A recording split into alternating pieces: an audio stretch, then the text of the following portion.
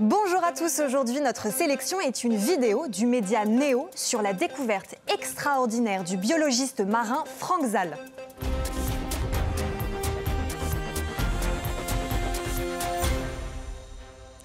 Tout commence au début des années 2000, quand Franck Zahl était docteur en biologie marine au CNRS. Il a remarqué qu'un petit lombric des côtes bretonnes survivait aux marées hautes en passant 6 heures en apnée sous l'eau. Cet exploit est en fait lié à une toute petite molécule dans son sang. Elle est 250 fois plus petite que nos globules rouges, mais elle peut transporter 40 fois plus d'oxygène qu'eux. Cette propriété étonnante lui a alors donné des idées. Son objectif, utiliser l'oxygénation pour sauver des vies et améliorer les soins. Et c'est une idée qui a fonctionné. Avec son équipe, ils ont créé une solution synthétisée à partir de l'hémoglobine du ver marin. Ils l'ont ensuite appliquée à des organes destinés à des greffes.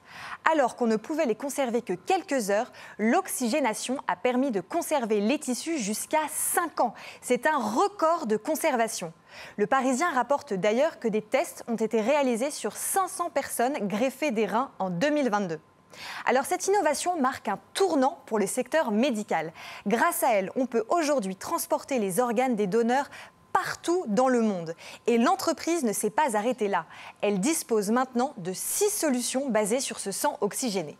Celles-ci permettent de traiter plusieurs maladies, de panser des blessures ou même d'améliorer la bioproduction dans les secteurs agroalimentaires. Toutes ces recherches ont été récompensées du prix Galien en décembre 2023, comme le rapportent nos confrères du Télégramme. Pour Franck Zahl, il s'agit du prix Nobel de l'industrie pharmaceutique, un honneur qui souligne tous les espoirs que sa découverte offre pour le futur. Quelques guérisons miracles ont d'ailleurs eu lieu ces derniers temps. France 3 indique que l'été dernier, un grand brûlé à Nantes a cicatrisé en moins de 5 semaines grâce au pansement oxygéné.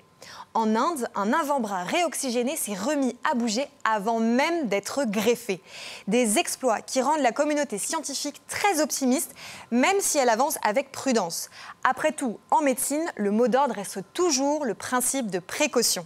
Pour en savoir plus et échanger sur ce thème, retrouvez-nous sur Internet et les réseaux sociaux.